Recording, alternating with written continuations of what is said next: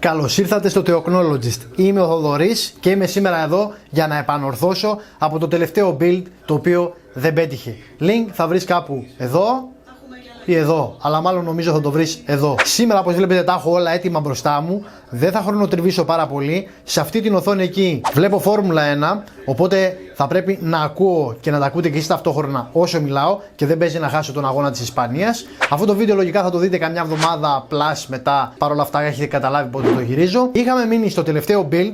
Βασικά να πω από την αρχή ότι αυτό το build είναι ένα build το οποίο στήθηκε με πραγματάκια διάφορα. Δεν μπορώ να πω ότι έχει κάποιο συγκεκριμένο σκοπό. Για μένα όμως αυτό που θα εξυπηρετήσει είναι να εξοπλίσει το sim rig που έχω στήσει. Στο προηγούμενο βίντεο σας είχα αφήσει εκεί που πήγαμε να βάλουμε την κάρτα γραφικών στο ETA 200 και δεν χωρούσε. Βλέπετε και από εδώ ότι η κάρτα έχει φετώσει μέσα πολύ άσχημα. Οπότε είναι μία από τις φορές που προσπαθήσαμε να κάνουμε ένα PC build και αποτύχαμε. Πάνω στη μητρική την BioStar GTN, αν θυμάμαι καλά, X370, είχα βάλει τον 2200G με την εργοστασιακή ψύκτρα του 2700X. Οπότε σήμερα η πρώτη δουλειά που έχω να κάνω είναι να βγει ο 2200G και να μπει ο 2600 που ήρθε στα χέρια μου. Τροφοδοτικό RM650X, δίσκος ένα VX, κάτσε να κλέψω, 500. Για αρχή μόνο αυτός, πρακτικά μόνο το παιχνίδι που τρέχω, η Φόρμουλα 1 το 2020 θα μπει μέσα. Ο επεξεργαστής, όπως σας είπα, οι μνημούλες είχα βάλει 233 μνήμες καθαρά δοκιμαστικά γιατί αυτές είχα εκείνη την εποχή. Τώρα έχω αυτές. Το μοντέλο, αν σας πω ότι δεν το θυμάμαι καν, ναι, εδώ έφαγα το χέρι μου κάνοντας το review του IRID 353 γιατί μου φύγε το τζάμι, το μπροστινό το πάνελ και έκοψα τα χέρια μου για να το πιάσω.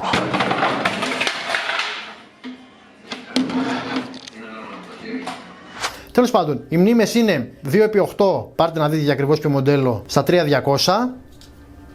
Ούτε RGB ούτε τίποτα, δεν χρειαζόμαστε πολλά πράγματα. Και πρωταγωνιστής είναι εδώ το μπιφτέκι, το μπιστάκι MSI RX 5700 XT Gaming X νομίζω, η οποία θα αναλάβει το βαρύ φορτίο 3 οθονών 40 inchών και ενδεχομένως να βάλω και μια τέταρτη ακριβώς πάνω από τις 3 οθόνες. Όλα αυτά θα στηθούν μέσα στο, το οποίο θα το δείτε λίγο πρόχειρα, είναι αυτό εδώ, αυτό δεν έπρεπε να γίνει. Έχω το IRID 353A RGB στα χέρια μου.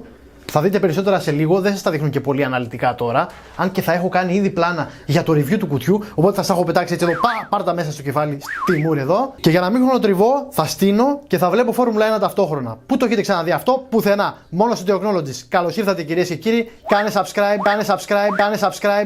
subscribe για να συνεχίσω. Πάμε. Κριτζάρω με την περιγραφή της ERT, αλλά πρέπει να τους ακούσουμε. Πρέπει να καθαρίσω πρώτα τον 3200 πριν βγει και ξαναμπεί στο κουτάκι του. Ελπίζω ότι ακούτε εμένα περισσότερο από την τηλεόραση, αλλά εννοείται ότι δεν θα χάσω τον αγώνα, ρε φίλε, αλλά πρέπει να βγει και το build, το έχω καθυστερήσει πάρα πολύ.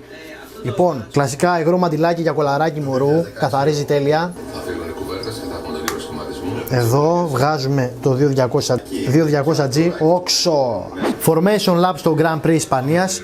Όσο εγώ πρέπει να βάλω αυτόν, χαρτοπετζετούλα έτσι. Είναι η κάμερα εδώ. Τον 2600. Ψάχνω να βρω το βελάκι. Το βρήκα. Ψάχνω και από εδώ να βρω το βελάκι. Το βρήκα. Πολύ επαγγελματικά με χαρτοπετσέτα ο επεξεργαστής θα μπει στη θέση του νομίζω.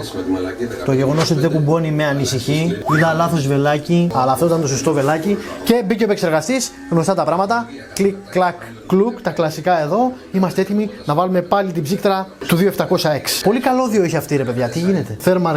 Thermal Grizzly. Πιάσ' το φίλε. Να το. Thermal Grizzly θα μπει. Αυτή ήταν η πρώτη πάστα που έπιασα στα χέρια μου. Όχι ότι έχει και καμιά διαφορά. Μην τρελαίνεστε με τις πάστες. Ο Μπότας παλεύει να περάσει το στρολ. Για την εφαρμογή της πάστας, όπως βλέπετε, εφαρμόζω μια δικιά μου μέθοδο τελείως διαφορετική από όλες τις υπόλοιπες. Για να μην μπει κάποιος ότι αυτή είναι καλύτερη, γιατί κάνεις εκείνη. Εγώ κάνω μια τελείως δική μου, με την οποία φυσικά δεν συμφωνεί κανείς. Και όσο κλείνω την Grizzly.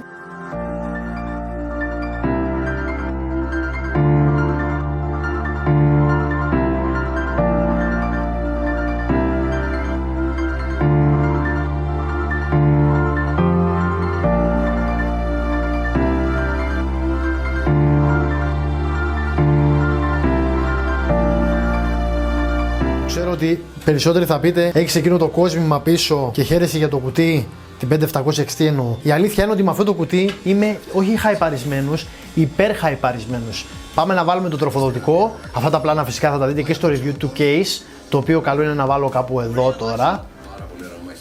ή εδώ, αλλά μάλλον εδώ.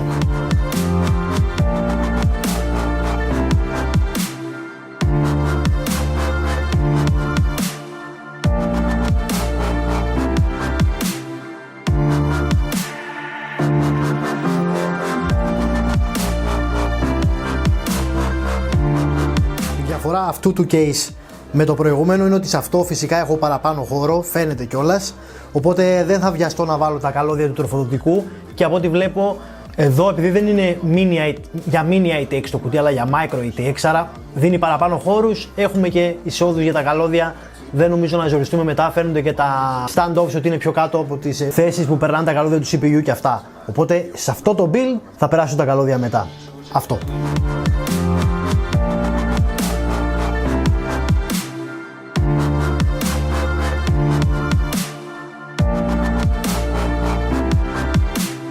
Αρχίσαμε να παίρνουμε μορφή. Έρχεται η ώρα σου. Έρχεται η ώρα σου να μπεις εδώ. Έχω βάλει τη μητρική. Το πίσω φαν είναι αρκετά κοντά το cooler της AMD. Παρ' όλα αυτά δεν έρχεται σε επαφή.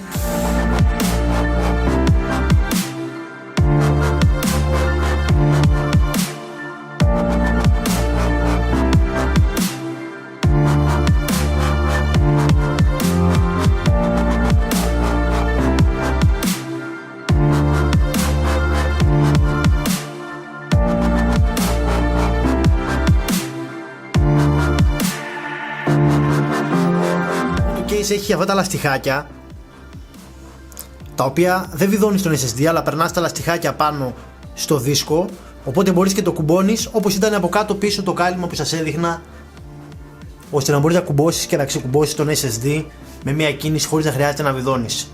Πολύ καλό.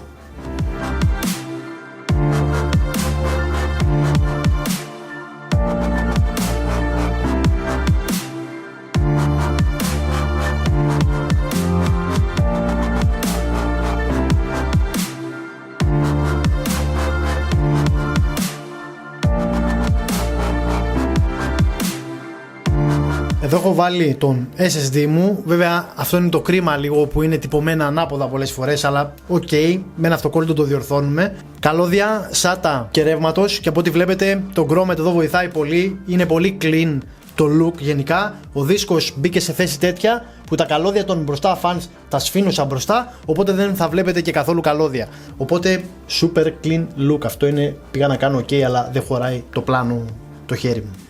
Συνεχίζουμε.